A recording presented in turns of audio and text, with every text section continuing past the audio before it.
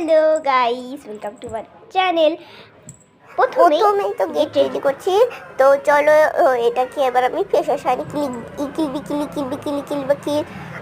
এটা আসলে এডিটেরই কাজ। তো এই হেলিমালায় যে সময় তুমি সন্ন্যাসী হয়ে যাবে তখন এটা ইউজ করবে। যেহেতু দেশের বাড়ি যাচ্ছি এই ড্রেসটাই পরে নেবো, আমার একদম ভালো লেগে।